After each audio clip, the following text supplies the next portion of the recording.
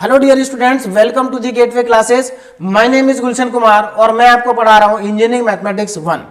Engineering mathematics 1 के अंदर जो हमारा टॉपिक चल रहा है वो है मल्टीपल इंटीग्रेशन, और मल्टीपल इंटीग्रेशन के अंदर भी हम पढ़ रहे हैं डबल इंटीग्रल।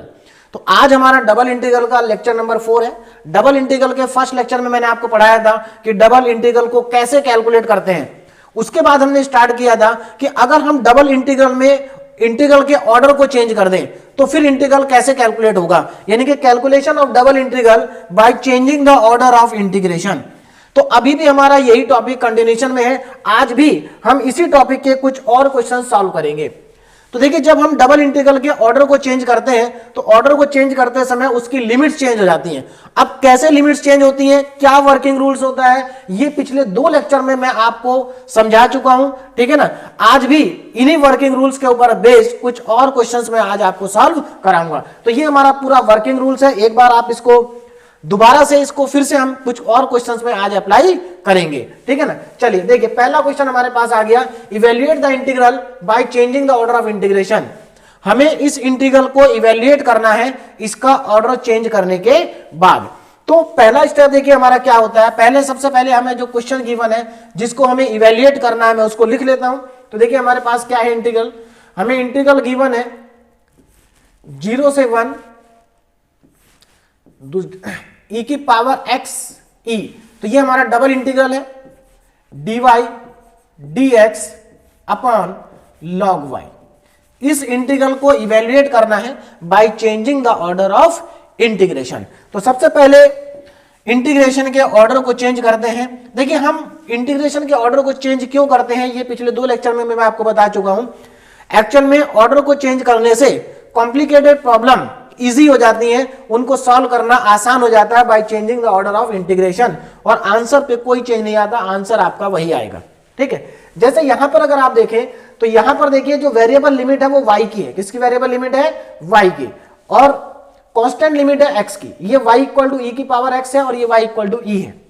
तो अगर आप इसमें देखें, अगर मैं इसको अभी डायरेक्ट इंटीग्रेट करूं तो मुझे y के रेस्पेक्ट में इंटीग्रेट करना पड़ेगा, और मतलब मुझे dy अपॉन log y का इंटीग्रेशन करना पड़ेगा, जो कि आसान नहीं होगा। मतलब इंटीग्रेशन तो हो जाएगा लेकिन इतना आसान नहीं होगा, थोड़ा सा डिफिकल्ट होगा। लेकिन अगर मैं इसके ऑर्डर को चेंज कर दूं तो ये इंटीग्रेशन आसान हो जाएगा। देखिए कैसे। तो सबसे पहले हमारा पहला स्टेप क्या होता है, right the given limits of integration. जो यहां पर आपको डबल इंटीग्रल दिया है इसकी लिमिट्स को हम लिखेंगे। तो देखिए क्या क्या है लिमिट, ध्यान देना जरा। तो given limits of integration, given limits of integration. तो ध्यान दीजिए इंटीग्रेशन की गिवन लिमिट्स क्या है ना। देखिए जो हमें इंटीग्रल गिवन है इसी में से देख के लिखेंगे कि क्या हमारी लिमिट है।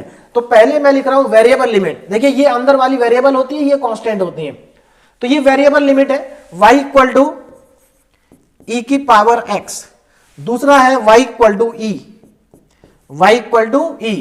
तो ये तो दोनों y की लिमिट होगी, ये वेरिएबल लिमिट है y की। मैंने आपको बताया था कैसे पता चलेगा, अगर यहां पर x की टर्म आ रही है तो इसका मतलब लिमिट y की है, और अगर y की टर्म आ रही है तो इसका मतलब लिमिट x की है। और अगर ये लिमिट y की हुई तो 100% कांस्टेंट वाली जो लिमिट है वो x की होंगी। तो x कहां से कहां तक है, x 1 से लेके वेरी कर रहा है 0 तक, 1 से लेके 0 तक। इसके बाद नेक्स्ट स्टेप आपका क्या होता है, देखिए ये जो आपने लिमिट्स लिखी है, एक्चुअल में ये जो लिमिट्स आप जब लिखेंगे है ना, तो यहां पर 2 कांस्टेंट लिमिट होंगी, 2 वेरिएबल लिमिट्स होंगी। x यहां पर जैसे y की लिमिट क्या है, वेरिएबल है, x की लिमिट क्या है, कांस्टेंट है। तो यहां पर अगर आप देखें तो ये सब अपने आप में एक एक इक्वेशंस है ना, इनका ग्राफ हमें बनाना है। अगर पहले वाली लाइन की मैं बात करूं तो y इक्वल टू e की पावर x, ये e की पावर x एक एक्सपोनेंशियल फंक्शन है, इसका ग्राफ हमें बनाना पड़ेगा, ठीक। y equal to e, y e यहां पर क्या है, कांस्टेंट है। तो y इक्वल टू e एक लाइन है, y इक्वल टू e क्या है, एक लाइन है जो कि x एक्सिस के पैरेलल होगी, line parallel to x axis. x equal to 1 क्या है, x इक्वल टू 1 ये एक लाइन है जो कि y एक्सिस के पैरेलल होगी, और लास्ट में x equal to 0, x equal to 0 की इक्वेशन होती है y एक्सिस की। तो देखो ये y एक्सिस है, ये एक लाइन है जो कि y एक्सिस के पैरेलल है, 1 से पास होगी। ये एक लाइन है जो कि x एक्सिस के पैरेलल है और e से पास होगी, और ये एक एक्सपोनेंशियल कर्व है। तो हमें क्या करना है, इन सब को ग्राफ पे प्लॉट करना है। तो चलिए इनको ग्राफ पे प्लॉट करते हैं। देखिए तो इसको मैं मान लेता हूं कि ये इक्वेशन 1 है, ये इक्वेशन 2 है ना, ये इक्वेशन 1 एंड इक्वेशन 2, और ये आपके पास थर्ड इक्वेशन है और ये आपके पास फोर्थ इक्वेशन है। इन सभी को आपको क्या करना है, ग्राफ पे प्लॉट करना है। तो चलिए मैं यहां पर ग्राफ बना लेता हूं साइड में। देखिए, तो सबसे पहले एक्स एंड वाई एक्सिस को ड्रॉ कर ले, एक्स एंड वाई एक्सिस को। देखिए मैं इधर एक्स एंड वाई एक्सिस को ड्रॉ कर रहा हूं।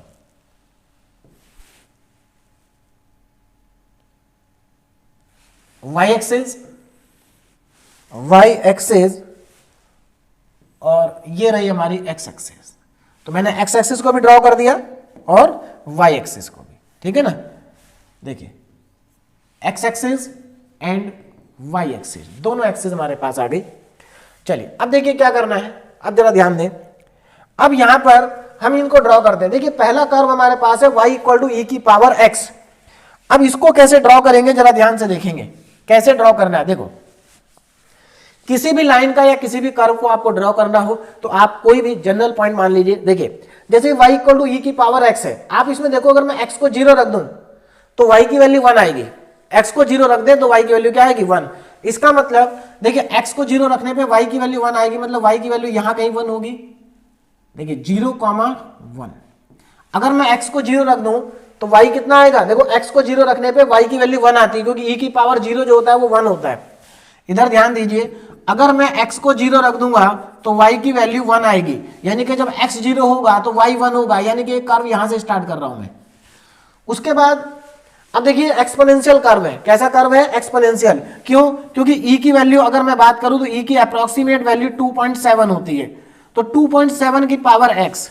तो सीधी सी बात है जैसे जैसे पावर बढ़ती जाएगी y की वैल्यू इंक्रीज होती जाएगी। तो इसका मतलब यहां से ये कर्व ऊपर जाएगा, इंक्रीज होगा एक्सपोनेंशियली। तो हमारे पास ये ग्राफ बनेगा इसका इस तरह से, ठीक है ना, इस तरह का ग्राफ हमारे पास बनेगा। अब आगे देखिए, देखिए इसके बाद नेक्स्ट देखो y इक्वल टू ई। अब y इक्वल टू ई क्या है, y इक्वल टू ई एक कांस्टेंट है, e की 2.7 अप्रोक्सीमेट वैल्यू होती है।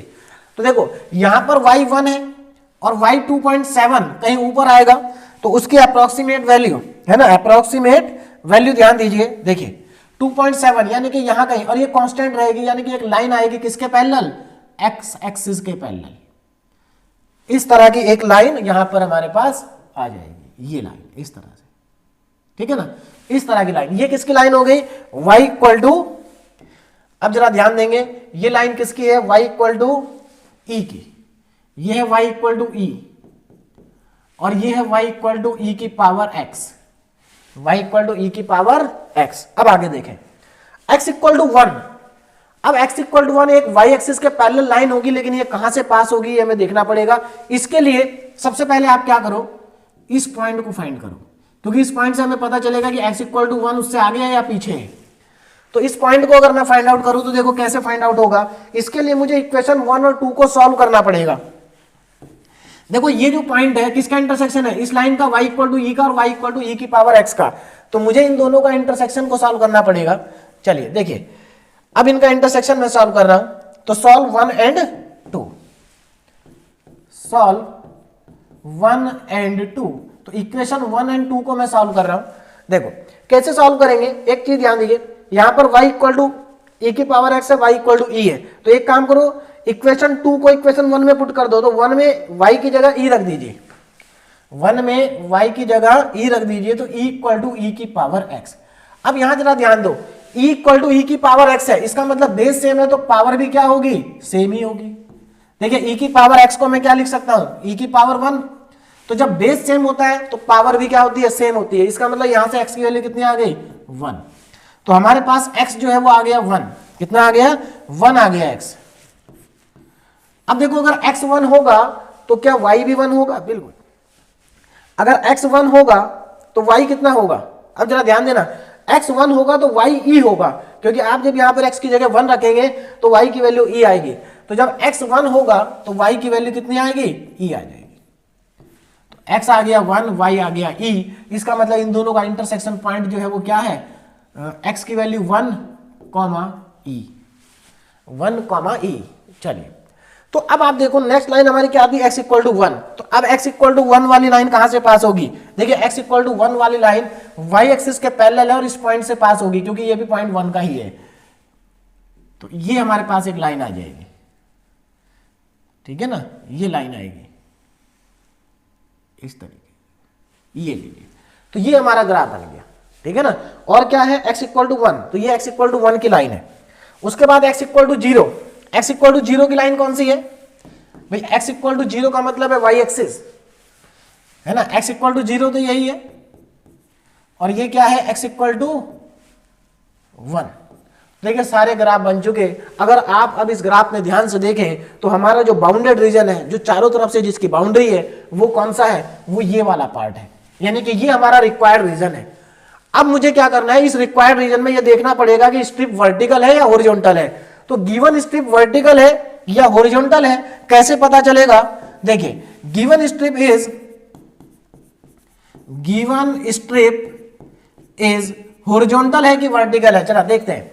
देखिए मैंने आपको पहले भी इतनी बार बता चुका हूं, जिसकी लिमिट वेरिएबल होती है, यहां पर वेरिएबल लिमिट y की है, तो देखिए जिसकी लिमिट, अगर y की लिमिट वेरिएबल है तो स्ट्रिप y के पैरेलल होगी, और अगर x की लिमिट वेरिएबल होती है तो स्ट्रिप x एक्सिस के पैरेलल होती है। तो यहां पर वेरिएबल लिमिट y की है, तो हमारी जो स्ट्रिप होगी वो y एक्सिस के ही पैरेलल होगी। तो मैं यहां पर y एक्सिस के पैरेलल एक स्ट्रिप ले लेता हूं, ये स्ट्रिप आ गई, ठीक है ना। ये हमारी गिवन स्ट्रिप है, ठीक। तो गिवन स्ट्रिप इज वर्टिकल। चलिए गिवन स्ट्रिप तो वर्टिकल है। अब अगर गिवन वर्टिकल है ना, तो हमें जो नई स्ट्रिप लेनी है वो कैसी लेनी पड़ेगी, हॉरिजॉन्टल। देखिए अगर गिवन वर्टिकल है तो आपको हॉरिजॉन्टल लेना है, और हॉरिजॉन्टल अगर गिवन है तो वर्टिकल आपको लेना है। तो take a new horizontal strip, take a new horizontal strip. अब आपको क्या करना है, एक नई हॉरिजॉन्टल स्ट्रिप को लेना है, न्यू हॉरिजॉन्टल स्ट्रिप। तो मैं यहां पर एक नई हॉरिजॉन्टल स्ट्रिप ले रहा हूं, ये ले लीजिए, ठीक है ना। ये हमारी क्या हो गई, एक न्यू हॉरिजॉन्टल स्ट्रिप। चलिए अब आप देखो ध्यान से जरा, न्यू हॉरिजॉन्टल स्ट्रिप। अब इसी के अकॉर्डिंग हम क्या करेंगे, अपने लिमिट्स को चेंज करेंगे, है ना। तो न्यू लिमिट्स ऑफ इंटीग्रेशन, अब जरा यहां पर ध्यान दें, new limits of integration, integration की नई लिमिट्स क्या हो जाएंगी, है ना। देखो तो न्यू लिमिट्स ऑफ इंटीग्रेशन क्या होंगी, अब ध्यान देना। देखो यहां पर जो हमारे पास न्यू लिमिट्स ऑफ इंटीग्रेशन होंगी उनको मैं यहां पर लिख रहा हूं। देखो अब नई लिमिट होंगी नई स्ट्रिप के अकॉर्डिंग, हॉरिजॉन्टल स्ट्रिप के अकॉर्डिंग। अब आप ये देखो, ये जो नई वाली स्ट्रिप है ये कहां से कहां तक जा रही है। देखो ये y एक्सिस से शुरू हो रही है, y एक्सिस से शुरू होने का मतलब है x इक्वल टू 0 से शुरू हो रही है, और खत्म कहां पर हो रही है, खत्म इस कर्व पे हो रही है। ये कर्व किसका, y इक्वल टू e की पावर x का। तो यहां से जरा x निकालो भाई, आप हॉरिजॉन्टल में यहां से देखिए इस कर्व में से x को निकालेंगे आप। अब यहां पर देखना x कैसे निकलेगा। देखिए यानी कि ये जो हमारा खत्म हो रहा है ये e की power x equal to y पे खत्म हो रहा है इस कर्व के ऊपर, लेकिन मुझे यहां से निकालना है x कैसे निकलेगा यहां से, जरा ध्यान देना। आपको क्या करना पड़ेगा, इसमें लॉग लेना पड़ेगा दोनों तरफ। क्या लेना पड़ेगा, टेकिंग लॉग बोथ साइड। तो देखिए क्या हो जाएगा, लॉग e की power x is equal to log y, ठीक है ना। और आप लॉग का फॉर्मूला अच्छे से जानते हैं, लॉग m की पावर n का फॉर्मूला क्या होता है, लॉग m की पावर n का फॉर्मूला होता है n log m, n log m। तो यहां पर देखो x मल्टीप्लाई में आ जाएगा, तो हमारे पास यहां से क्या बचेगा, देखें जरा ध्यान से, x आ जाएगा मल्टीप्लीकेशन में, और हमारे पास आ जाएगा x log e is equal to log y, log y, ये आ जाएगा log y, ठीक है। अब जरा ध्यान देना, log e की वैल्यू मैं पहले भी आपको बता चुका हूं, log e की वैल्यू होती है 1। तो यहां से मुझे मिला x is equal to log y, log y। इसका मतलब x इक्वल टू 0 से लेकर के x log y तक वेरी कर रहा है। इसको ध्यान से देखेंगे जरा, कहां तक वेरी कर रहा है, log x की वैल्यू कहां से कहां तक वेरी कर रही है, x इक्वल टू 0 से लेकर log y तक वेरी कर रही है। अब आगे देखें, तो ये तो वेरिएबल लिमिट आ गई दोनों 0 से लेके। अब अगर मैं कांस्टेंट लिमिट की बात करूं तो कांस्टेंट लिमिट देखो जरा कहां से कहां तक वेरी करेगी। देखिए ये स्ट्रिप हमारी इस पॉइंट से लेके इस पॉइंट तक जा सकती है, यानी कि y की वैल्यू 1 से लेके e तक जा सकती है। तो यहां पर y की जो लिमिट होगी वो 1 से स्टार्ट होगी और e तक जा सकती है। तो ये हमारे पास थर्ड लिमिट और ये हमारे पास फोर्थ लिमिट। इन लिमिट्स को अकॉर्डिंग अब हमें क्या करना है, इंटीग्रेशन के ऑर्डर को क्या करना है, चेंज करना है। तो अब आगे देखिए, change the order of integration, change the order of integration. तो अब हम यहां पर क्या करेंगे, चेंज कर देंगे, change the order, change the order of integration. तो अब मैं यहां पर इंटीग्रेशन के ऑर्डर को क्या कर रहा हूं, चेंज कर रहा हूं। जरा ध्यान से देखें, change the order of integration. देखो अब मैं यहां पर इंटीग्रेशन का जो जिसको हमें इवेल्युएट करना है वो लिखने जा रहा हूं, 0 से 1 e की पावर x से लेके e, 0 से 1 e से लेकर के e की पावर x, और फंक्शन क्या है, सॉरी एक मिनट, यहां e की पावर x नीचे है, यहां पर हमारे पास e की पावर x, जो e की पावर x है उसको देखें जरा। अब देखें, देखिए 0 से 1 e की पावर x से e की पावर x से e जाना है, उसके बाद dy dx log y, ये हमारे पास गिवन इंटीग्रल है, डबल इंटीग्रल है हमारे पास, जिसको हमें इवेल्युएट करना है, जिसको हमें क्या करना है, इवेल्युएट करना है, e की पावर x e 0 से 1। चलिए देखो, अब मैं इसका ऑर्डर को चेंज करना, और ऑर्डर को चेंज करने के बाद ये हो जाएगा आसान। देखिए कैसे, देखिए यहां पर ऑर्डर को चेंज करने के बाद ये इजी हो जाएगा। देखिए कैसे, देखो ऑर्डर क्या है, देखो यहां पर कांस्टेंट लिमिट कहां से कहां तक है, 1 तक। ध्यान रखना, कांस्टेंट लिमिट पहले वाले इंटीग्रल पे आती है, वेरिएबल लिमिट दूसरे वाले पे आती है। तो यहां पर देखिए, यहां पर वेरिएबल लिमिट कौन सी है, x की होंगी। वेरिएबल लिमिट किसकी है, x की। जब स्ट्रिप हॉरिजॉन्टल होगी तो वेरिएबल लिमिट x की होगी। तो x की लिमिट कहां से कहां तक वेरी कर रही है, 0 से लेके log y तक, और ये हो रही है 1 से लेके e तक। चलिए इनको चेंज कर लेते हैं, तो हमारे पास डबल इंटीग्रल आएगा। जो वेरिएबल लिमिट है वो कहां से कहां तक वेरी हो रही है, 0 से लेकर के log y तक, 0 से log y। और कांस्टेंट लिमिट की अगर मैं बात करूं तो कांस्टेंट लिमिट 1 से लेके e तक, ये है 1 से लेके e तक। फंक्शन में कोई चेंज नहीं आता, फंक्शन वही रहेगा। देखिए जब हम ऑर्डर को चेंज करते हैं तो केवल लिमिट चेंज होती है, फंक्शन चेंज नहीं होता है। ध्यान दीजिए, जब हम डबल इंटीग्रल के ऑर्डर को चेंज करते हैं तो लिमिट चेंज होती है, फंक्शन चेंज नहीं होता, ये एज इट इज रहेगा। अब इसको मैं इवेल्युएट कर रहा हूं, देखिए जरा ध्यान से। हाँ, तो अब देखो यहां पर आसान क्यों हो गया, क्योंकि अब ये लिमिट किसकी है, लिमिट है x की। देखो log y आ गया ना, y की टर्म्स आ गई, तो लिमिट किसकी है, x की। और जब x की लिमिट होगी तो x के रेस्पेक्ट में इंटीग्रल होगा, और x के रेस्पेक्ट में इंटीग्रल होगा तो y और log y, dy और log y दोनों कांस्टेंट हो जाएंगे। तो हम इन्हें कांस्टेंट ऑफ इंटीग्रेशन से बाहर कर, मतलब हम दूसरे वाले इंटीग्रल से इनको बाहर कर सकते हैं। तो ये हमारे पास देखिए, तो हमारे पास 1 से लेकर के e, और मैं यहां पर dy को भी बाहर कर देता हूं, और log y को भी हम बाहर कर देते हैं, ठीक है ना। तो हमारे पास यहां पर क्या बचा, 0 से log y, और बचा केवल यहां पर dx। अब देखो कितना आसान हो गया, dx का इंटीग्रेशन x होता है, सबको मालूम है, dx का इंटीग्रेशन x। तो यहां पर मेरे पास आ जाएगा 1 से लेकर के e तक dy log y, और यहां पर x का dx का इंटीग्रेशन x, लिमिट 0 से log y। अब यहां पर अपर लिमिट माइनस लोअर लिमिट कर देते हैं, अपर लिमिट माइनस लोअर लिमिट, देखिए कितना आ जाएगा, 1 से e dy upon log y। देखिए यहां पर जब आप x की जगह अपर लिमिट माइनस लोअर लिमिट करेंगे तो ये क्या आ जाएगा, log y माइनस 0, यानी कि log y ही बचेगा, log y। और यहां पर log y से log y क्या हो जाएगा, कैंसिल हो जाएगा। तो log y से log y हो गया कैंसिल। अब देखिए नेक्स्ट स्टेप में हमारे पास क्या बचेगा, तो नेक्स्ट स्टेप हमारे पास आ गया is equal to 1 upon integration 1 से e। अब देखो कितना बचा, log y से log y कैंसिल आउट, यहां पर बचा केवल dy, और dy का इंटीग्रेशन y, और लिमिट कहां से कहां तक है, 1 से e तक। तो कितना आ जाएगा, e माइनस 1, यानी कि फाइनली हमारा आंसर आ गया। देखिए फाइनली कितना आंसर आ जाएगा, इंटीग्रेशन 0 से 1,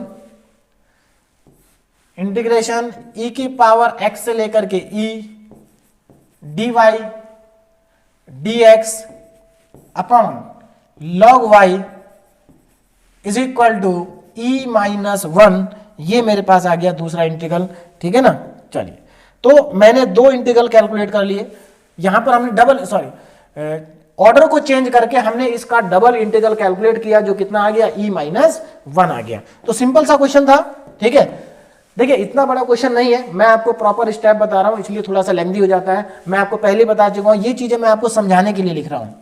आप चाहें तो आप डायरेक्ट भी कर सकते हैं, इन स्टेप को आप स्किप कर सकते हैं, लेकिन अभी समझने के लिए जरूरी है आपके लिए, ठीक है ना। चलिए नेक्स्ट क्वेश्चन। अब देखिए नेक्स्ट क्वेश्चन आपके लिए प्रैक्टिस है, बिल्कुल ऐसा ही है। देखो यहां पर क्या लिमिट 1 से लेके e की पावर x तक है, तो e की पावर x का मैं आपको ग्राफ बता चुका हूं कैसे बनता है ना। तो यहां पर देखो dy dx है, यहां पर तो फंक्शन भी नहीं है कुछ, बहुत सिंपल हो जाएगा, छोटा सा क्वेश्चन है, सिंपल आंसर आएगा e स्क्वायर माइनस 3। तो ये आपके लिए प्रैक्टिस क्वेश्चन है, इसको आप अपने आप प्रैक्टिस करें। नेक्स्ट क्वेश्चन देखिए, क्वेश्चन नंबर 2, बहुत इंपॉर्टेंट क्वेश्चन है ये भी, ठीक है ना। इस चैप्टर का जो सबसे change of order of integration का जो सबसे इंपॉर्टेंट क्वेश्चन है, वो मैं आपको लास्ट लेक्चर में करा चुका हूं, बहुत बार पूछा गया है, उस क्वेश्चन को आप अच्छे से प्रैक्टिस करें। चलिए, evaluate the integral by changing the order of integration.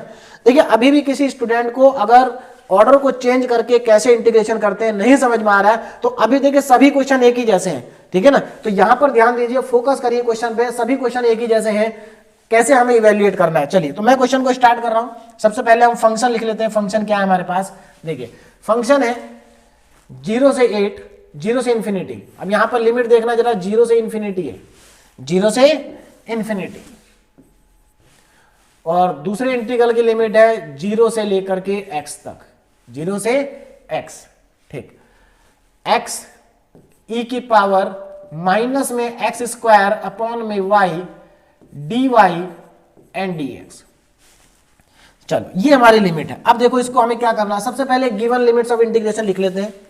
तो गिवन लिमिट्स ऑफ इंटीग्रेशन, तो जरा ध्यान दें क्या है गिवन लिमिट्स ऑफ इंटीग्रेशन, है ना। गिवन लिमिट्स ऑफ इंटीग्रेशन, देखो पहले वेरिएबल लिमिट, देखो यहां x की टर्म लिखी है, तो इसका मतलब वेरिएबल लिमिट अगेन y की है। तो y कहां से कहां तक वेरी कर रहा है, 0 से लेकर के x तक वेरी कर रहा है ना। और x, ये कांस्टेंट लिमिट जो है ये x की है, x कहां से कहां तक है, 0 से लेकर के इंफिनिटी तक है, 0 से कहां तक है, इंफिनिटी तक। हाँ, अब देखिए x जो वेरी कर रहा है वो 0 से इंफिनिटी तक वेरी कर रहा है। तो आप ध्यान दीजिए y इक्वल टू 0 क्या है, y इक्वल टू 0 हमारे पास x एक्सिस की इक्वेशन होती है। तो ये x एक्सिस है, देखिए x एक्सिस, ध्यान देना ये क्या है, x एक्सिस। ये क्या है, एक लाइन है जो कि ओरिजिन से पास होती है और एकदम मिड से जाती है। तो ये लाइन ओरिजिन से पास होगी, स्ट्रेट लाइन की इक्वेशन है ना। तो हमें कितने कर्व ड्रॉ करने हैं, 1 2 3 और 4, इनको हमें ग्राफ पे ड्रॉ करना है। जो गिवन लिमिट्स ऑफ इंटीग्रेशन है, इनके लिए हमें रीजन ढूंढना है। ये ध्यान दीजिए, y equal to 0 x axis की इक्वेशन है, y इक्वल टू x एक स्ट्रेट लाइन की इक्वेशन है जो ओरिजिन से पास होती है, x equal to 0 y axis है, और x इक्वल टू इंफिनिटी, यानी कि यहां पर हमें x से लेके हमारा जो रीजन है वो कहां तक वेरी करेगा, इंफिनिटी तक वेरी करेगा। तो चलिए इसको देखिए आगे सॉल्व करते हैं। देखें तो सबसे पहले इधर मैं राइट साइड में पहले x एक्सिस और y एक्सिस को ड्रॉ कर लेते हैं। देखिए x axis and y axis, ये हमारी y एक्सिस और ये हो गई x एक्सिस, ठीक है, x axis and y axis. तो x एक्सिस y एक्सिस, है ना। चलिए अब ग्राफ प्लॉट करते हैं। देखिए सबसे पहले y इक्वल टू 0, तो y इक्वल टू 0 क्या है, x एक्सिस, यानी कि y इक्वल टू 0 की लाइन ये रही, y इक्वल टू 0 की लाइन ये रही मेरे पास, y इक्वल टू 0। उसके बाद y इक्वल टू x, देखो y इक्वल टू x कहां होगी, y इक्वल टू में x, ये एक लाइन होगी जो मिड से पास होगी, ये है y इक्वल टू x। उसके बाद देखो y इक्वल टू x हो गया, तो इसके ऊपर मैं लिख देता हूं y इक्वल टू x, तो ये y इक्वल टू x की लाइन। उसके बाद x equal to 0, x equal to 0 की लाइन y एक्सिस होती है, तो ये रही x इक्वल टू 0। उसके बाद लास्ट जो x है हमारा वो कहां तक वेरी कर रहा है, 0 से लेके इंफिनिटी तक। देखो जरा ध्यान से, जो x है वो 0 से लेके इंफिनिटी तक वेरी कर रहा है, तो x की वैल्यू तो इधर से 0 से लेके इंफिनिटी तक जाएगी, 0 से लेकर के इन्फिनिटी। देखिए x इक्वल टू इन्फिनिटी है, यानी कि ये कहीं यहां पर x की वैल्यू इन्फिनिटी कहां होगी, इधर कहीं होगी।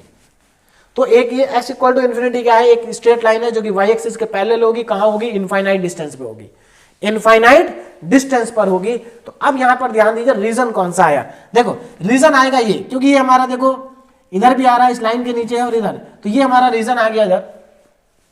ध्यान दीजिए y जो है वो 0 से लेकर के वेरी कर रहा है कहां तक, x तक। देखिए y 0 से स्टार्ट हो रहा है, y इक्वल टू 0 ये है, और कहां तक जा रहा है, y इक्वल टू x तक हम जा रहे हैं। उसके बाद x की वैल्यू 0 से स्टार्ट हो रही है, मतलब यहां से स्टार्ट हो रही है और इंफिनिटी तक जा रही है। तो हमारे पास देखो ये गिवन रीजन हो गया। अब स्ट्रिप देखो, गिवन स्ट्रिप क्या होगी, जरा ध्यान देना है, यहां पर कोई इंटरसेक्शन पॉइंट है नहीं तो हमें वो कैलकुलेट करना नहीं। तो गिवन स्ट्रिप क्या है, देखिए given strip is, given strip vertical है कि हॉरिजॉन्टल है, देखो जरा किसकी लिमिट वेरिएबल है, y की। तो जो गिवन स्ट्रिप होगी वो आपकी अगेन वर्टिकल ही होगी। गिवन स्ट्रिप क्या होगी, वर्टिकल।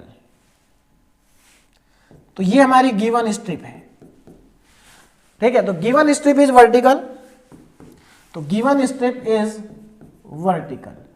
अब देखो अगर गिवन स्ट्रिप वर्टिकल है तो हमें जो नई स्ट्रिप लेनी है वो हॉरिजॉन्टल लेनी होगी। Take a new horizontal strip. अब मैं यहां पर एक न्यू हॉरिजॉन्टल स्ट्रिप ले रहा हूं, ठीक है ना, न्यू हॉरिजॉन्टल स्ट्रिप। देखिए तो यहां पर ऐसे ले लेते हैं, अब ये कहां तक जाएगी, इनफाइनाइट डिस्टेंस तक जाएगी, इनफाइनाइट तक जाएगी, ठीक है ना। तो ये हमारी क्या होगी, न्यू हॉरिजॉन्टल स्ट्रिप हो गई, जो कि हॉरिजॉन्टल डायरेक्शन में है। अब यहां पर जरा ध्यान से देखें, देखिए तो new limits of integration, new limits of integration, new limits of integration. देखो नई लिमिट क्या होंगी इंटीग्रेशन की, जरा ध्यान दीजिए। देखो अगर मैं बात करूं न्यू लिमिट्स ऑफ इंटीग्रेशन की, तो हमारी लिमिट कहां से शुरू होगी, देखिए यहां से लेके ये स्ट्रिप इनफाइनाइट डिस्टेंस तक जा रही है। इसका मतलब x जो है वो स्टार्ट कहां से हो रहा है, x स्टार्ट हो रहा है y से। देखिए ये एक्चुअल में x इक्वल टू y की लाइन है ना, तो यहां से स्टार्ट हो रहा है y से, x इक्वल टू y से, और कहां तक खत्म होगा, स्ट्रिप इनफाइनाइट तक जाएगी। तो ये x की लिमिट होगी जो कि वेरिएबल है। ऐसे ही y की लिमिट अगर मैं लिखूं तो y कहां से कहां तक वेरी करेगा, जरा देखो ध्यान से, y वेरी करेगा। देखो ये जो स्ट्रिप है ये कहां से कहां तक जा सकती है, 0 से ऊपर इनफाइनाइट तक जा सकती है। तो ये y भी हमारा 0 से लेकर इनफाइनाइट तक जा रहा है, 0 से लेकर इनफाइनाइट। तो ये न्यू लिमिट्स ऑफ इंटीग्रेशन आ गई हमारे पास। अब हमें क्या करना है, change the order of integration, change the order of integration. अब मैं यहां पर क्या करूंगा, इंटीग्रेशन के ऑर्डर को चेंज कर दूंगा, change the order of integration. और इंटीग्रेशन के ऑर्डर को चेंज करने के बाद देखिए हमारे पास क्या आएगा, देखिए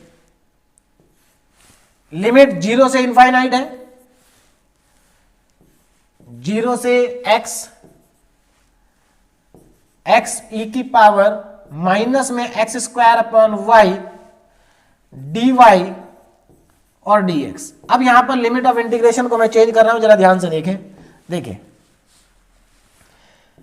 देखिए जो न्यू लिमिट्स होंगी, तो नई लिमिट जो हमारी कांस्टेंट लिमिट है वो तो 0 से इनफाइनाइट तक है। पहले इंटीग्रल पे 0 टू इनफाइनाइट आएगा, 0 टू इनफाइनाइट, ठीक है ना, 0 टू इनफाइनाइट।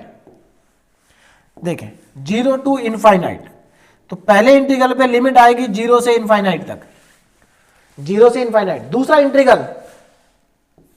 दूसरा इंटीग्रल वेरी कर रहा है y से लेकर के, x इक्वल टू y से लेकर के x इक्वल टू इनफाइनाइट तक, और फंक्शन हमारा कोई चेंज नहीं आएगा, x e की power minus x square upon Y.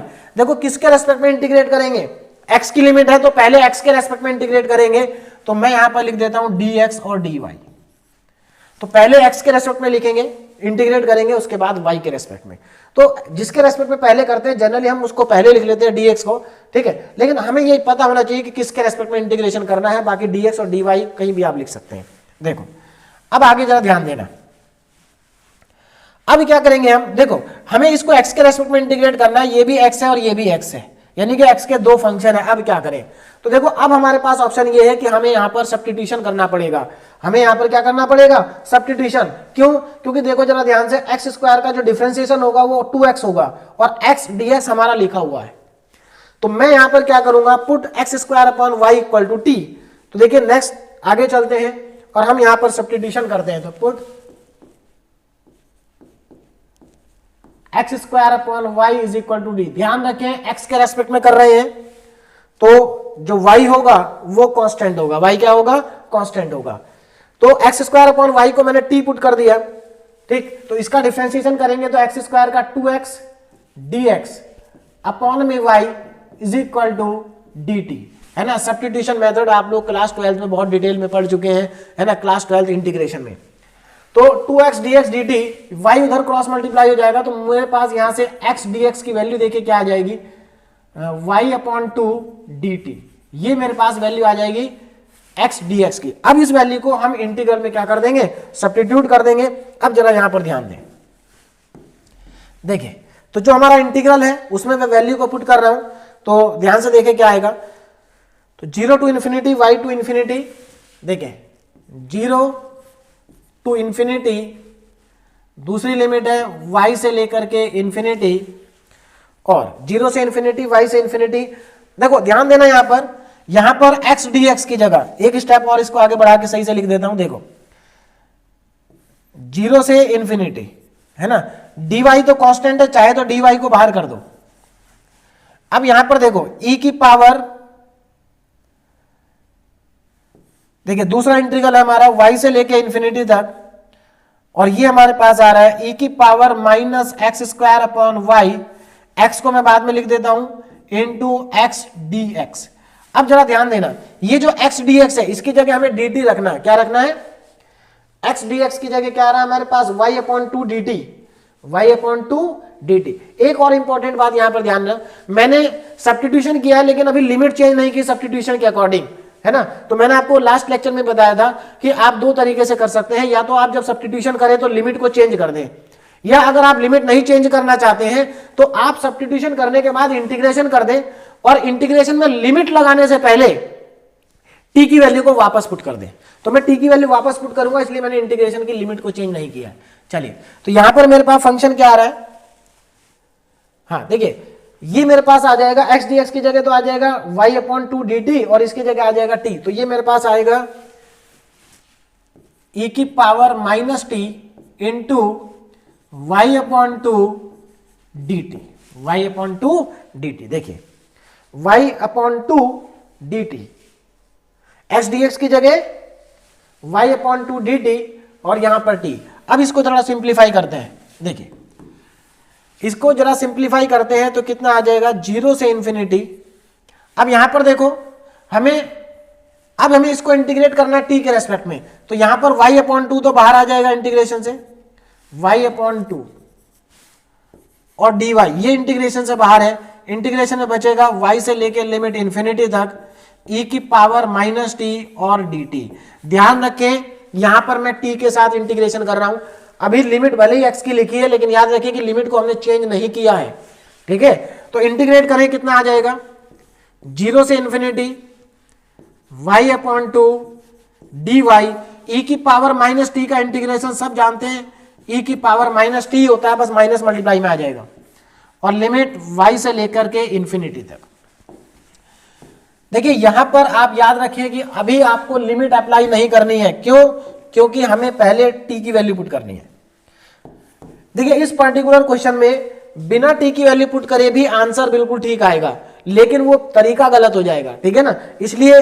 और इस पर्टिकुलर क्वेश्चन में आंसर ठीक आएगा, बाकी किसी क्वेश्चन में आंसर ठीक नहीं आएगा, ज्यादातर में सभी में गलत आंसर आएगा, इसलिए पहले t की वैल्यू को वापस पुट कर दें। तो 0 से इंफिनिटी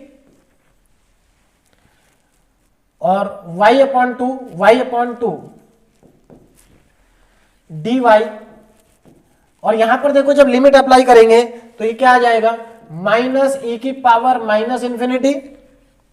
देखिए ध्यान दें मैं क्या कर रहा हूं, इस माइनस साइन को देखिए, ये जो माइनस साइन है इस माइनस साइन को मैं बाहर कर देता हूं, तो ये लीजिए यहाँ पर ये माइनस आ गया, तो अब ये प्लस हो गया, तो e की power minus infinity minus e की पावर माइनस वाई, e की पावर माइनस वाई।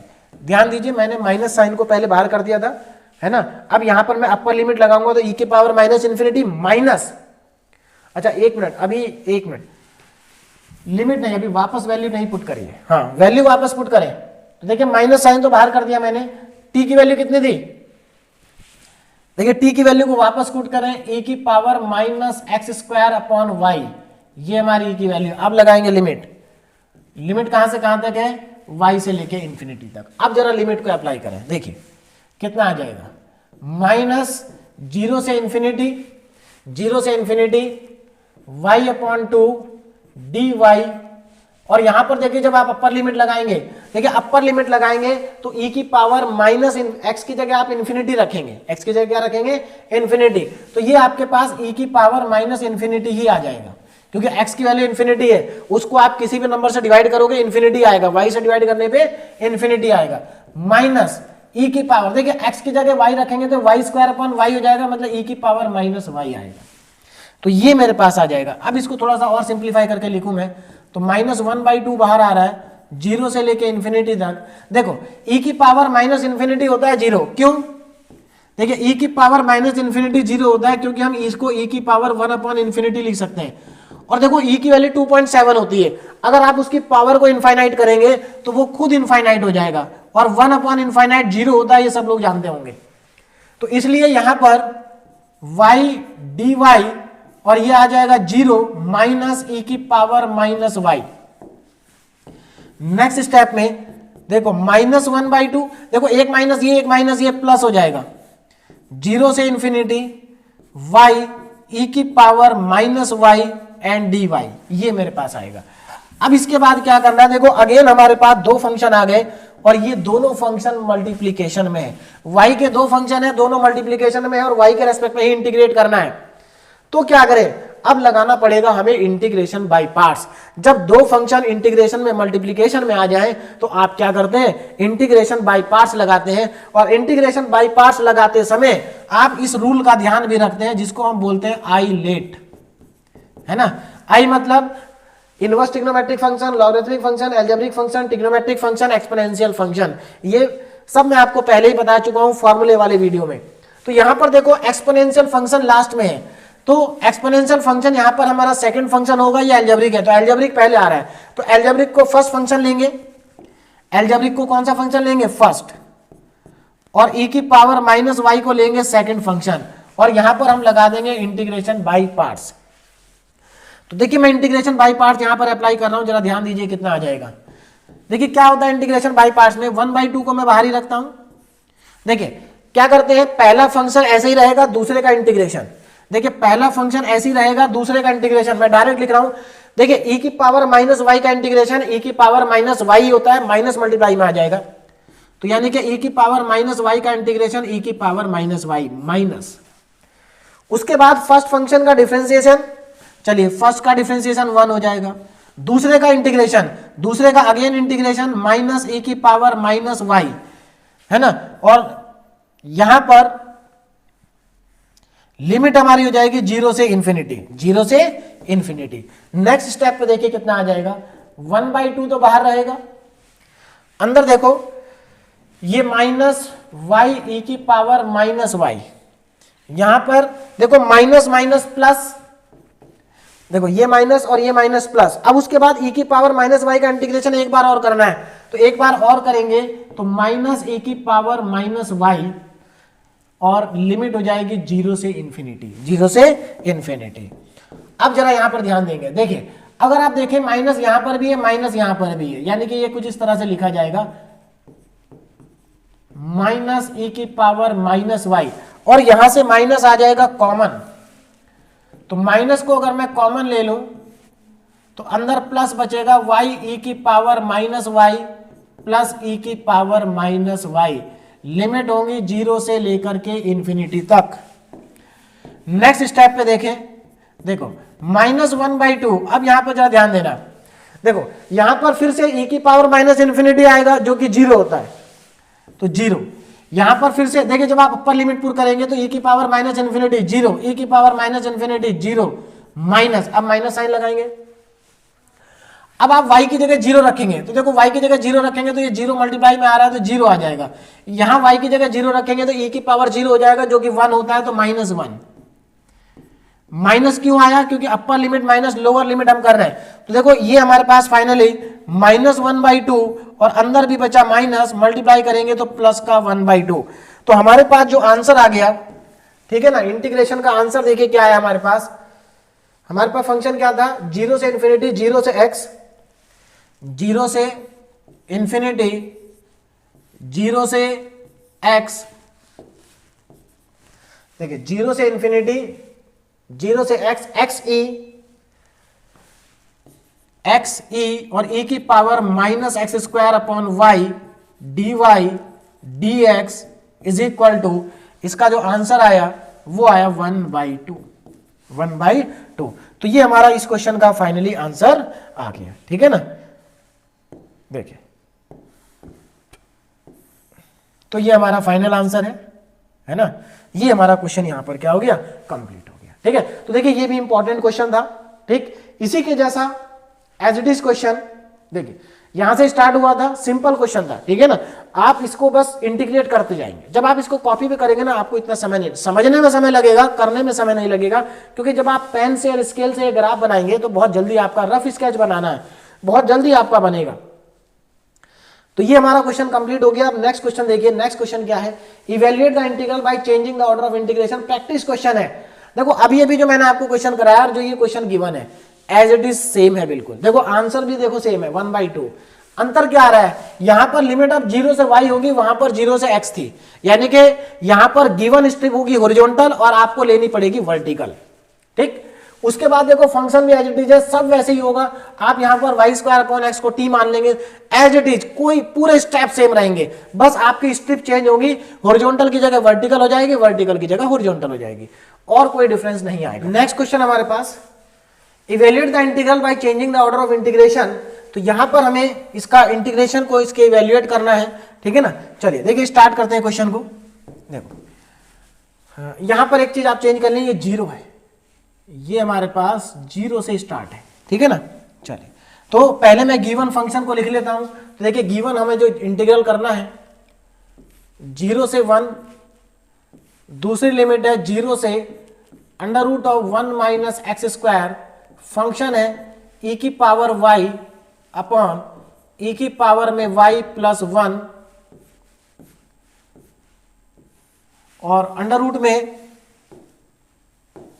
देखिए नीचे अंडर रूट में लिखा है 1 minus x square minus y square dy dx। ये मेरे पास गिवन फंक्शन है। अब देखो इसको अगर आप इस क्वेश्चन को अगर आप डायरेक्टली देखें तो ये क्वेश्चन कॉम्प्लिकेटेड क्वेश्चन है। क्यों कॉम्प्लिकेटेड है? क्योंकि यहां पर देखो y की लिमिट है, तो हमें इसको y के रेस्पेक्ट में इंटीग्रेट करना पड़ेगा अगर हम डायरेक्ट करें तो। और यहां पर y के 3 फंक्शन है, तो अगर आप इसको बिना ऑर्डर को चेंज किए इंटीग्रेट करेंगे तो ये प्रॉब्लम बहुत ज्यादा कॉम्प्लिकेटेड है। लेकिन ऑर्डर को चेंज करने के बाद ये प्रॉब्लम हो जाएगी आसान। तो मैं यहां पर क्या कर रहा हूं, अब इसके हम क्या करेंगे, ऑर्डर को चेंज करेंगे। तो सबसे पहले गिवन लिमिट्स ऑफ इंटीग्रेशन। तो देखिए गिवन लिमिट्स क्या क्या हैं उनको मैं यहां पर लिख देता हूं, जल्दी से देखें। तो गिवन लिमिट्स ऑफ इंटीग्रेशन है हमारे पास। देखिए y की लिमिट वेरिएबल है, तो y कहां से कहां तक वेरी कर रहा है? 0 से √1 माइनस एक्स स्क्वायर तक y वेरी कर रहा है। दोनों तरफ स्क्वायरिंग करेंगे, देखिए क्या आ जाएगा, y² is equal to 1 minus x square, यानी कि एक्स स्क्वायर को लेफ्ट में लाएंगे तो x² plus y² is equal to 1। और आप अच्छे से जानते हैं कि ये एक सर्कल की इक्वेशन है। ऐसा सर्कल जो कि ओरिजिन से पास होता है, ऐसे सर्कल की ये क्या है, इक्वेशन है, ठीक। आगे देखें, कांस्टेंट लिमिट किसकी है? x की। तो कांस्टेंट लिमिट कहां से कहां तक वेरी कर रही है? 0 से लेकर के 1 तक वेरी कर रही है, ठीक। अब हमें क्या करना है, इन लिमिट्स के लिए रीजन को ड्रॉ करना है। देखिए अब सबसे पहले क्या करेंगे, एक्स एक्सिस ड्रॉ करेंगे, एक्स एक्सिस। तो ये मेरे पास एक्स एक्सिस आ गए। चलिए वाई एक्सिस लेना होगा, ये हमारे पास y एक्सिस आ गई। ठीक, अब हम यहां पर क्या करेंगे, इक्वेशंस को ड्रॉ करेंगे। देखिए सबसे पहले किसकी इक्वेशन है, y इक्वल टू 0, तो y इक्वल टू 0 तो एक लाइन है, कौन सी लाइन, x एक्सिस है, ठीक है ना। दूसरा x square plus y square equal to 1, तो ये सर्कल है, तो पहले मैं यहां पर एक सर्कल को ड्रॉ कर लेते हैं। देखिए सर्कल, ठीक है, सर्कल देखिए, तो ये हमारे पास एक आ गया circle.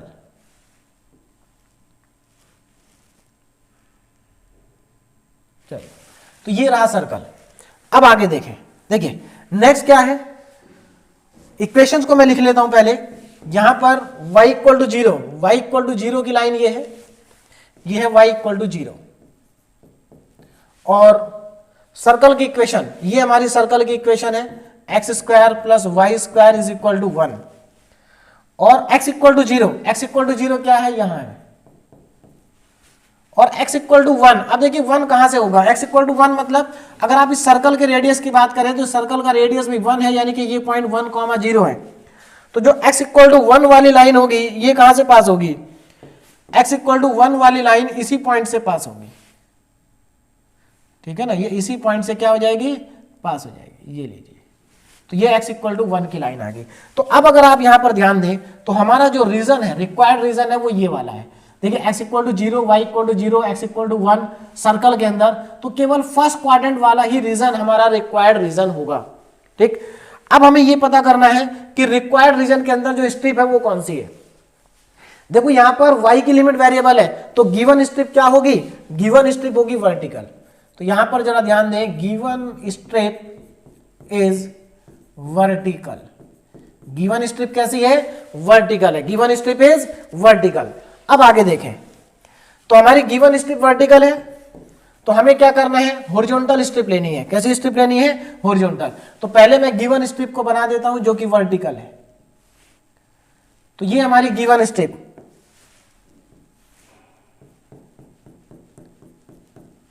Now take a new strip, अब हमें क्या करना है, take a new strip.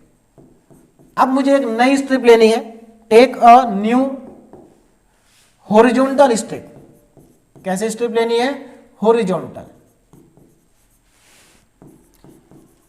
Take a new horizontal strip. अब जरा यहां पर ध्यान दें, तो हमारे पास न्यू लिमिट्स ऑफ इंटीग्रेशन क्या हो जाएंगी, न्यू लिमिट्स ऑफ इंटीग्रेशन। तो पहले तो मैं हॉरिजॉन्टल स्ट्रिप ले लेता हूं, फिर उसके बाद न्यू लिमिट्स ऑफ इंटीग्रेशन की बात करेंगे। देखिए हॉरिजॉन्टल स्ट्रिप यहां पर ले लेते हैं, ये हमारी होगी हॉरिजॉन्टल स्ट्रिप्स। अब देखो लिमिट कहां से कहां तक वेरी करेगी, जरा जल्दी से देखें। देखिए ये है x इक्वल टू 0 की लाइन, यानी कि x इक्वल टू 0 से लेकर के x इक्वल टू 0 से स्टार्ट होगा और कहां तक जाएंगे, ये देखिए सर्कल तक जाएगी ये स्ट्रिप, यानी कि सर्कल में से x की वैल्यू निकालो। सर्कल की इक्वेशन में से x की वैल्यू निकालोगे तो कितना आएगा, अंडर रूट में 1 माइनस वाई स्क्वायर, यानी कि x इक्वल टू 0 से लेकर के x equal to under root of 1 minus x square तक जाना है हमें। उसके बाद अगर मैं कांस्टेंट लिमिट लिखूं तो कांस्टेंट लिमिट क्या होंगी, देखिए कांस्टेंट लिमिट होगी y की। y कहां से कहां तक वेरी करेगा, देखिए ये जो स्ट्रिप है ये यहां से लेके वहां तक जा सकती है, टॉप तक, तो यानी कि y की वैल्यू 0 से लेकर के y की वैल्यू 1 तक जा सकती है।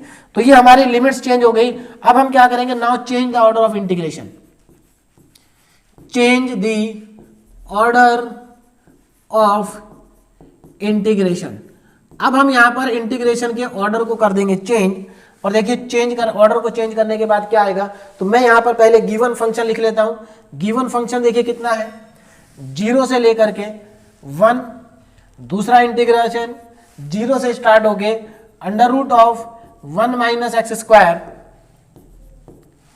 और e की पावर में y डिवाइडेड बाय e की पावर में y प्लस 1, दूसरे में under root 1 minus x square minus y square dy dx। अब देखिए यहां पर ऑर्डर चेंज करेंगे तो ऑर्डर चेंज करने पे कितना आएगा, जरा देखिए ध्यान से। देखिए लिमिट को चेंज करें पहले, तो लिमिट लिमिट देखो क्या है, कांस्टेंट लिमिट 0 से 1 तक है, तो कांस्टेंट लिमिट तो 0 से 1, पहले भी कांस्टेंट लिमिट 0 से 1 ही थी।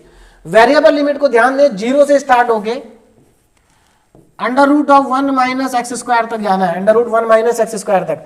फंक्शन में कोई चेंज नहीं आएगा, फंक्शन एज इट इज लिखेंगे e की पावर y अपॉन e की पावर y प्लस 1 और अंडर रूट में 1 minus x square minus y square, ये हमारा गिवन फंक्शन होगा।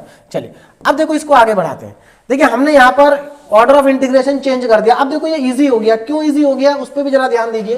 पहले तो ये डी वाई डी एक्स भी है ना, चेंज इसलिए हो गया क्योंकि अब यहां पर वेरिएबल लिमिट y की है, तो मैं इसको y के रेस्पेक्ट में इंटीग्रेट करूंगा, और जब हम इसको y के रेस्पेक्ट में इंटीग्रेशन करेंगे, एक हमारे पास जो गिवन लिमिट्स ऑफ इंटीग्रेशन है ना, पहले क्या थी x के रेस्पेक्ट में, अब हमारे पास y, यहां पर y है, ये y, देखिए लिमिट कहां से कहां थे, 0 से under root 1 minus y square. तो इस बार लिमिट मेरे पास x की है, तो मैं इसको x के रेस्पेक्ट में इंटीग्रेट करूंगा, और यहां पर देखो ये फंक्शन y का है, ये फंक्शन y का है, तो जो फंक्शन y का है वो तो कांस्टेंट हो गया, कांस्टेंट फंक्शन को इंटीग्रेशन से बाहर कर देंगे तो दो फंक्शन तो बाहर हो जाएंगे, एक ही फंक्शन अंदर रहेगा इंटीग्रल के, तो इसको इंटीग्रेट करना हमारे लिए क्या हो जाएगा, आसान हो जाएगा। तो चलिए इसको आगे इंटीग्रेट करते हैं। देखिए तो हमारे पास कितना आएगा, इंटीग्रल कहां से कहां तक है, 0 से 1, 0 से 1, उसके बाद 0 से लेकर under root 1 minus y square, 0 से लेकर के अंडर रूट में 1 माइनस वाई स्क्वायर, इंटीग्रल 0 से 1, 0 से 1, दूसरा इंटीग्रल 0 से अंडर रूट में 1 माइनस वाई स्क्वायर। फंक्शन को लिखें, देखिए फंक्शन को अगर मैं यहां पर लिखूं तो e की पावर y और e की पावर y प्लस 1 को हम इंटीग्रल दूसरे वाले इंटीग्रल से बाहर कर सकते हैं, यानी कि इस वाले इंटीग्रल से बाहर कर सकते हैं, e की पावर y अपॉन e की पावर y प्लस 1 और dy को इस इंटीग्रल से बाहर कर सकते हैं, ठीक है ना, इस इंटीग्रल से बाहर कर सकते हैं। तो हमारे पास क्या बचा, 0 under root of 1 minus y square, देखिए 0 से under root of 1 minus y square बचा, e की पावर y और ये सब बाहर आ चुका, ऊपर बचेगा dx अपॉन अंडर रूट में 1 minus x square minus y square, 1 minus x square minus y square, ये बचेगा। अब देखो इसका इंटीग्रेशन करते हैं, देखिए कितना आएगा, 0 से 1 e की पावर y अपॉन e की पावर y प्लस 1 dy, ये तो हमारा बाहर है। यहां पर देखो जरा, 0 से अंडर रूट में 1 minus y square dx upon, देखो जो नीचे लिखा हुआ इसको मैं कैसे लिखूंगा, ध्यान देना। देखिए ये जो x है यहां पर कांस्टेंट है, यानी कि हमारे पास जो 1 माइनस एक्स स्क्वायर है ये कांस्टेंट है, तो क्या मैं इसको ऐसा लिख सकता हूं, under root of 1 minus x square का होल स्क्वायर, स्क्वायर से रूट हट जाएगा। ऐसा कर क्यों रहे, क्योंकि ऐसा करने से हमारे पास एक फॉर्मूला बन जाएगा, integration of dx upon under root में a square minus x square, और ये फॉर्मूला होता है sine inverse x upon a। तो इस फॉर्मूले को बनाने के लिए हम 1 माइनस एक्स स्क्वायर की जगह पर क्या लिखेंगे, रूट 1 माइनस एक्स स्क्वायर का होल स्क्वायर, तो रूट 1 माइनस एक्स स्क्वायर का whole square minus y square, minus y square. अब यहां पर मैं इसमें फॉर्मूला अप्लाई करूंगा, देखिए तो फॉर्मूला अप्लाई करने के बाद 0 से 1 e की पावर y अपॉन e की पावर y प्लस 1 dy, तो यहां पर हमारे पास फॉर्मूला बन जाएगा साइन इनवर्स x अपॉन ए, x कितना है, अंडर रूट में 1 minus x square, sorry x हमारे पास x अपॉन ए फॉर्मूला होता है, x का काम यहां पर कौन कर रहा है, y, तो y अपॉन अंडर रूट में 1 माइनस एक्स स्क्वायर, और लिमिट कहां से कहां तक हो जाएगी, लिमिट होगी 0 से स्टार्ट होकर के अंडर रूट में 1 माइनस वाई स्क्वायर तक, अंडर रूट में 1 माइनस वाई स्क्वायर, ये हमारी क्या आ जाएगी, लिमिट आ जाएगी, ठीक है ना। चलिए तो यहां पर हमारे पास, हाँ तो हम इसको x के रेस्पेक्ट में, एक मिनट, हम इसको इंटीग्रेट कर रहे हैं x के रेस्पेक्ट में, किसके रेस्पेक्ट में, x के रेस्पेक्ट में, जरा ध्यान देना, यहां लिमिट आ गई है x की, तो हम इसको x के रेस्पेक्ट में इंटीग्रेट कर रहे हैं। तो जब x के रेस्पेक्ट में इंटीग्रेशन करेंगे तो यहां पर जरा एक चीज का ध्यान देना, 1 माइनस एक्स स्क्वायर, तो हमारे पास x यहां पर वेरिएबल है, तो हमें क्या करना पड़ेगा, 1 माइनस वाई स्क्वायर का रूट लेके उसका स्क्वायर करना पड़ेगा। तो यहां पर थोड़ा सा ध्यान दें, यहां पर ये थोड़ा सा चेंज करना है। देखिए, हाँ, यहां पर देखिए, इसको इस तरह से लिखेंगे, 0 under root 1 minus y square d x upon under root में 1 minus y square minus x square, ऐसे लिखेंगे। अब यहां पर मैं 1 माइनस वाई स्क्वायर के रूट का होल स्क्वायर बना दूंगा, ठीक। तो यहां पर देखो नेक्स्ट स्टेप में हमारे पास क्या आ जाएगा, 0 से 1 e की पावर y अपॉन e की पावर y प्लस 1 dy, और यहां पर ये आ जाएगा। देखिए, अब यहां पर ये वाला जो पार्ट है हमारा, देखिए ये वाला पार्ट, 0 से 1 अंडर रूट में 1 minus y square d x upon में under root 1 minus y square का रूट का whole square minus x square. अब यहां पर मैं फॉर्मूला लगाऊंगा, तो देखिए फॉर्मूला लगाने के बाद क्या आ जाएगा, 0 से 1 e की पावर y अपॉन e की पावर y प्लस 1 dy, ये इंटीग्रेशन हो जाएगा sign inverse x upon a, x upon a। तो x और a का काम यहां कौन कर रहा है, अंडर रूट में 1 minus y square, under root में 1 माइनस वाई स्क्वायर, ठीक। लिमिट कहां से कहां तक होगी, 0 से लेकर के अंडर रूट में 1 माइनस वाई स्क्वायर तक हमारी क्या हो जाएगी, लिमिट हो जाएगी। अब इसको आगे देखिए, देखिए यहां से मेरे पास आ जाएगा 0 से 1 e की पावर y अपॉन e की पावर y प्लस 1 dy, और ये वाला पार्ट देखो, इसमें upper limit minus lower limit करेंगे, तो जब आप x की जगह under root 1 minus y square रखेंगे तो साइन इनवर्स 1 आ जाएगा, साइन इनवर्स 1 माइनस, और इसकी जगह जब 0 रखेंगे तो साइन इनवर्स 0, साइन इनवर्स 0। चलिए यहां पर देखो, 0 से 1 e की पावर y अपॉन e की पावर y प्लस 1 dy, और ये हो जाएगा पाई बाई 2 माइनस 0।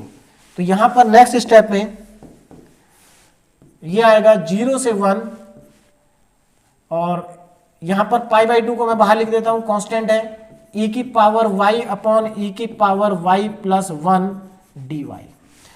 अब इसका इंटीग्रेशन देखिए बहुत आसान है, क्या करेंगे, यहां पर e की पावर y प्लस 1 को t पुट कर देंगे, तो पुट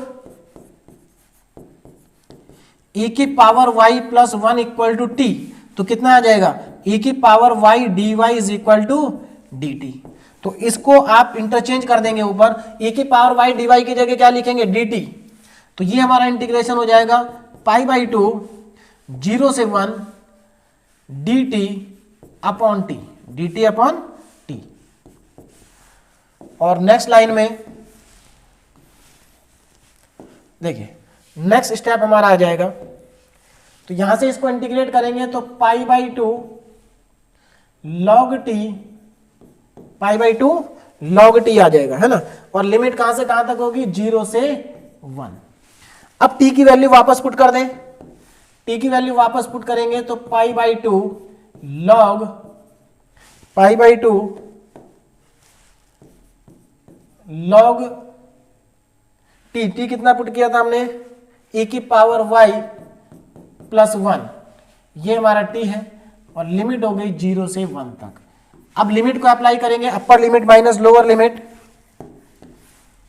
तो पाई बाई 2 लॉग, देखिए y की जगह 1 रखेंगे तो e plus 1 minus lower limit, अगर y की जगह 0 रखेंगे तो 1 प्लस 1 लॉग 2 आ जाएगा, लॉग 2।